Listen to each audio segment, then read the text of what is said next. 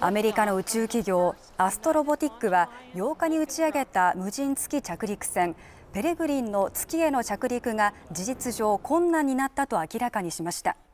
推進システムの故障により推進剤が大きく失われたようだと説明しています。